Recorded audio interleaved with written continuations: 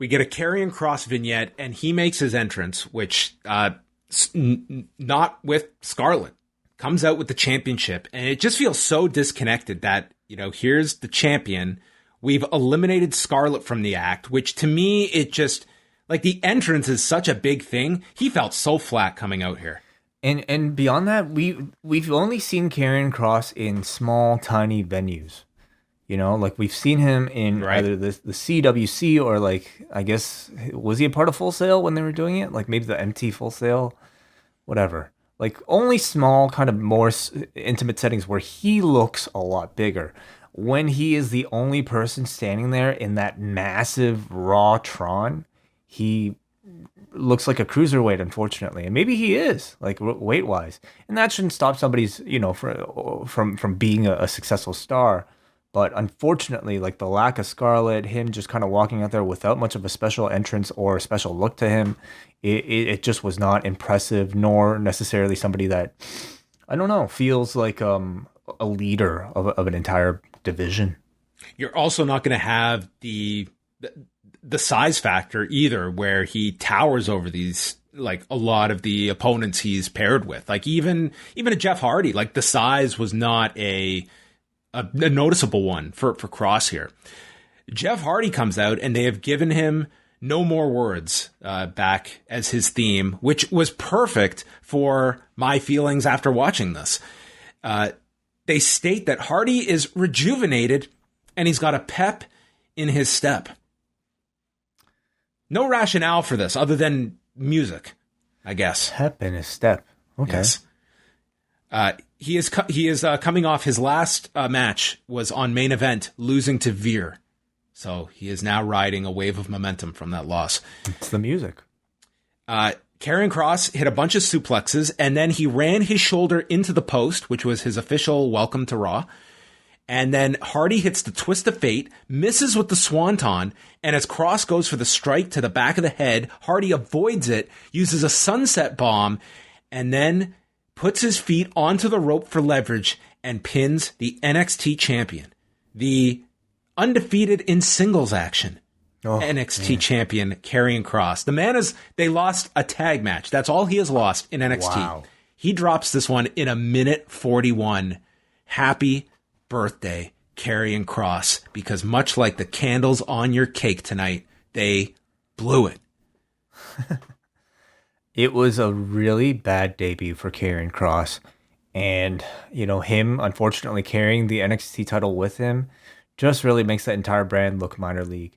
Yes, I understand Jeff Hardy cheated. Everyone would have been pissed if he ditched the title, but it only added more of, like, what a rinky-dink belt this is, that this guy is, like, dude, Jeff Hardy has been slotted significantly over this past year. I was mesmerized watching this. I had no more words. I mean, yes.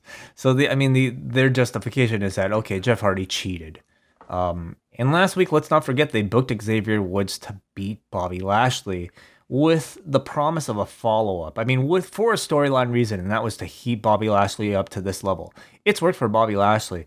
I don't think you can afford the same with Karrion Kross, who is not at all. I mean, this was his debut. He hasn't established anything. A lot of this audience doesn't even know who Karrion Kross is, and those who have, he's already the unstoppable monster. That was where he already was on NXT.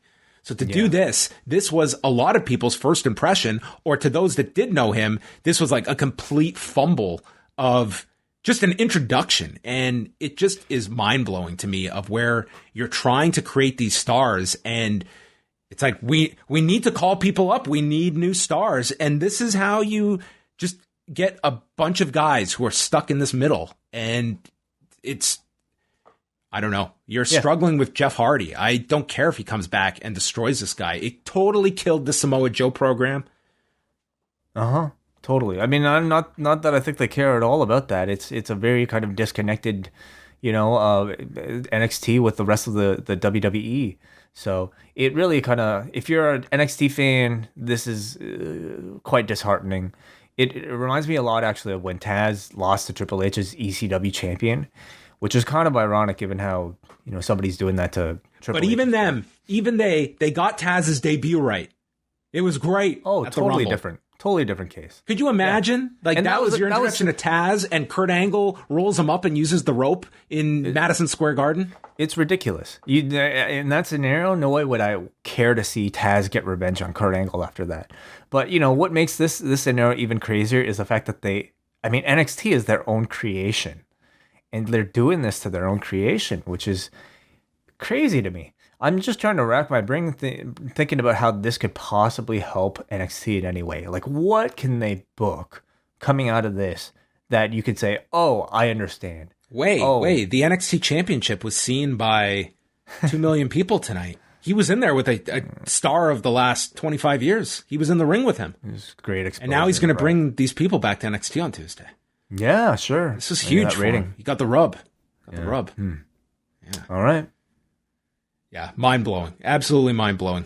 But maybe not. It's just, it's more indicative of a larger issue that we talk about of, here comes SummerSlam. We better get Bill Goldberg. Why? Because we have nobody ready. Yeah. Kevin Patrick gets into the ring. What did you think about losing your debut on Raw? Kevin was like on the sideline salivating, getting ready to ask this question. Cross says that Jeff Hardy made the biggest mistake of his life, and everyone will fall and pray. I hope that this guy prays.